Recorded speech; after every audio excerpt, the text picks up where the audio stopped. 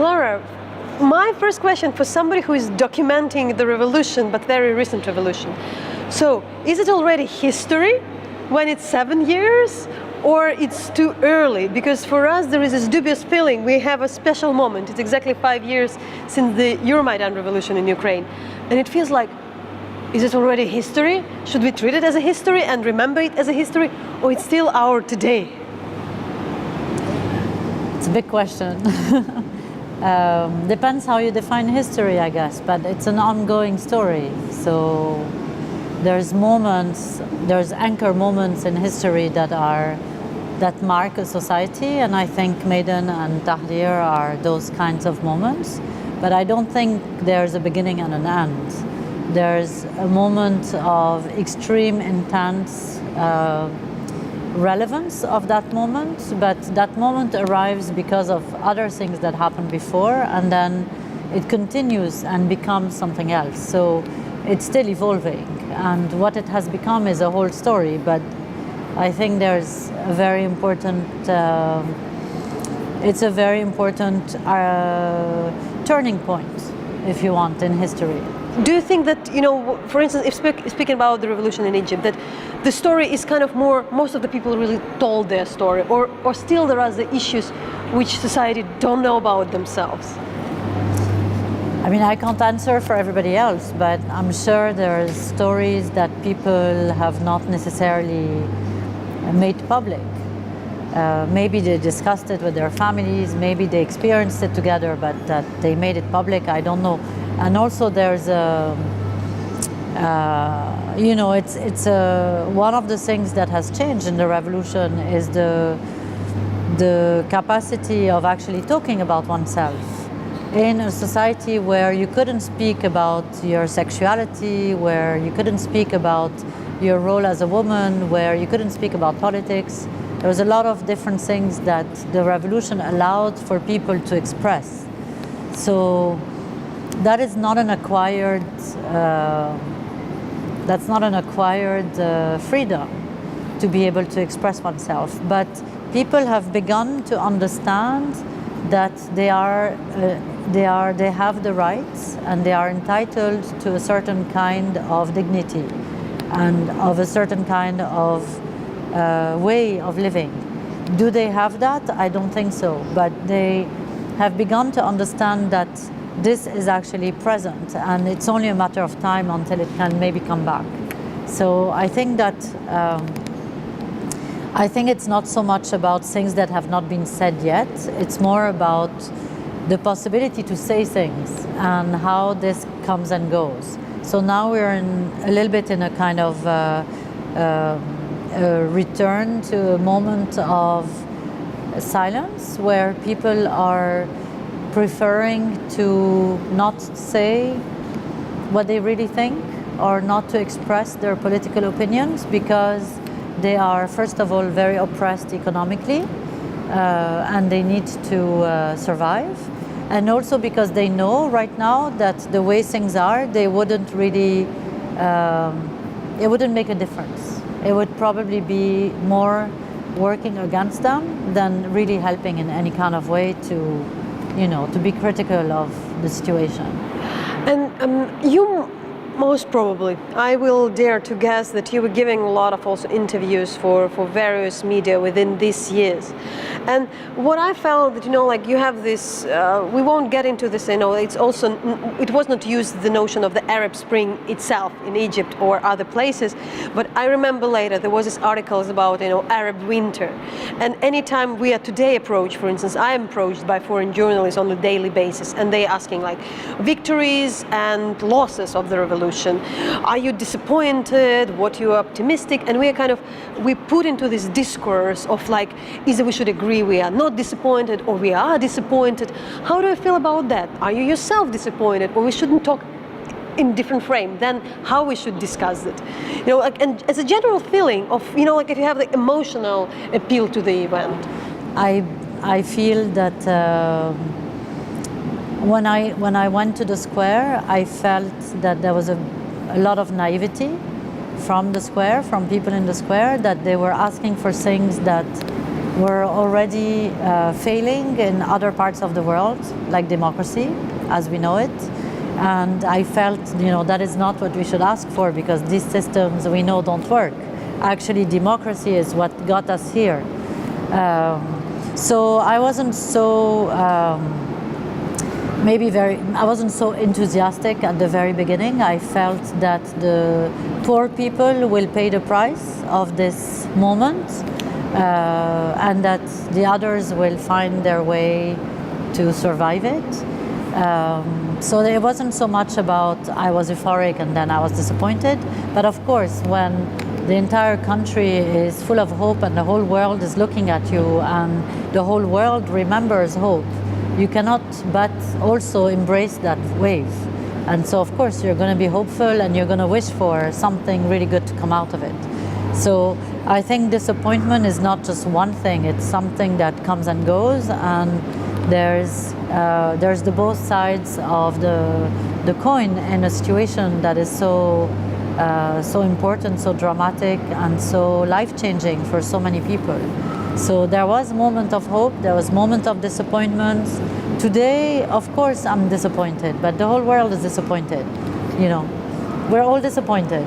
After Occupy, after all the way the politics have become much more back to kind of a form of fascism that we are experiencing in the 21st century. That's insane, right? So disappointment is actually a very small word for how we actually feel. Because you mentioned this dignity, because we call our revolution the revolution of dignity. And what I'm reading today, for instance, a lot of people writing on their Facebook and anywhere, how do they feel? And they said we were open this opportunity to feel what dignity is and kind of lean towards it, being eager and know that, discover dignity in ourselves. And that's something when you do once, and that's what you then don't bring back. So you can lose the dignity, but you can't lose the understanding that you can have one. You have the right. You have the right. Dignity. Absolutely. I mean, I'm sure dignity is defined differently in this context than it was in Egypt. But in Egypt, it was the very beginning of the 18 days. They were not meant to be a revolution. They were meant to be a moment where there was certain demands, and that certain demands were placed beforehand to the government for a few changes in society, and one of them was to stop police brutality and the corruption. And so dignity was very much connected to how the system had become corrupt to such an extent that people really lost their, they became really humiliated constantly by the system, and how that was really one of the main demands in terms of please change that and give us the minimum treatment that a human being deserves, right? So it was very very connected to this very very tough police brutality implementation, and Khalid Said is obviously the emblem of that brutality. What can we still describe? Because people would like sometimes to have kind of more visible, more clear marks that they understand that there is a change is there is the progress or not a progress. So if you speak about the change of the society, what is that in case of Egyptian society? Well, first of all, there's like I said, the relationship between men and women has, I wouldn't say that it has drastically changed, but something has shifted. Also, the relationship between people and power, so whether it's political power or economical power. So for example, social class, the relationship between different classes has changed. So today, if you take a taxi, it's not the same as 10 years ago. If you took a taxi, the taxi driver would, wouldn't necessarily express himself the same way that he would today, or acknowledge the kind of rights he knows or believes he has, which he didn't believe he had 10 years ago.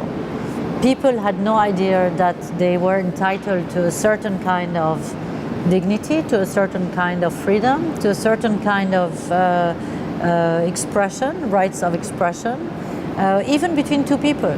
So it's not just between a government and the society, it's between us, how we behave with each other, how we understand our role, in relationship to each other, how we believe we should or shouldn't do certain things, or how we feel entitled or not entitled. I mean, all these things are the things that have changed.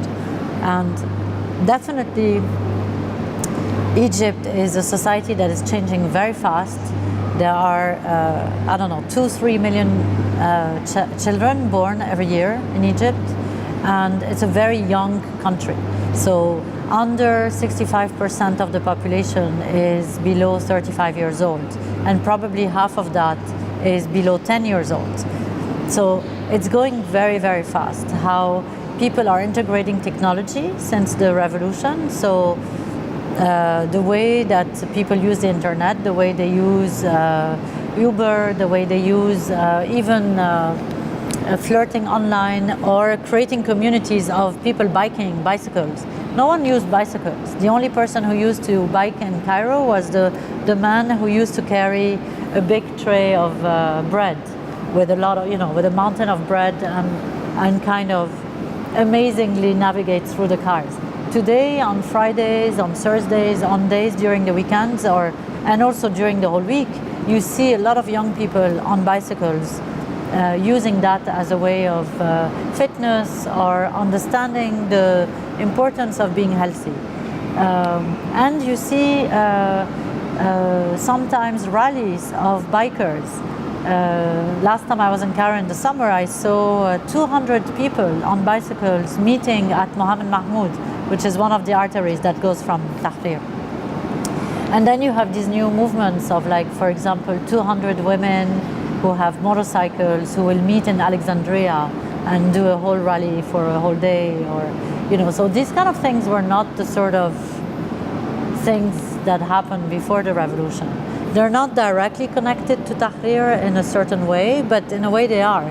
They're just a continuity of this generation that went to the square. It's like opening of the society. Yes, and it's, revolution don't happen because you go to a square. Revolution happen because you integrate certain small changes in your daily life. You stop smoking, you start noticing the man who takes care of your building, or you start noticing that the man who picks up the garbage has a story, or even has a name. And this is a lot what people in Egypt understood in the square, is that they could have conversations with people who came from very different parts of Egypt that they would never have had conversation with otherwise.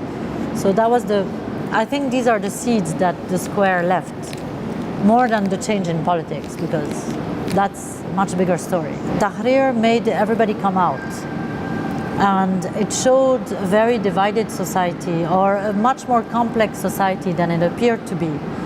And it also gave much more visibility to the government, to understand who was really against the government, who was operating, who was activist, who was a Muslim Brotherhood, who was conservative and maybe not really dangerous for the government, and so on. So it sort of helped to map the society. So I think it depends on when you're looking, at which point in time you're looking at this notion of solidarity or division. Obviously, the most, I feel at least the most maybe ideal scenario would be that we can actually live with our differences, but together. That we wouldn't have to all become liberals so that we can all get along, or all become one thing or another so that we can all get along, but that there would be some kind of understanding that, ultimately we are all different and we need to be tolerant, and that without tolerance there is no hope for the future. What I believe is happening now, and what I believe needs to happen now, is that what we understood in Tahrir is that unless the grassroots work is done, then there is no such thing as a successful revolution. because you cannot have an actual change if half of or more of the society doesn't have a clue of what the possibilities are and how election process actually works. So we have what really became very difficult for people after the hope and the euphoria of Tahrir was the realization of the amount of work that needs to be done. And the work that needs to be done is the revolution. That's the revolution. That's the work that you do with communities, the work you do with the children, the work you do with education, the work you do to help reach out to places that don't have internet and teach people to read, or the work you do on a daily basis with your neighbor, to have a conversation with your neighbor or with the man who sells you bread. And that's the work. That's the actual work for the next 30 years.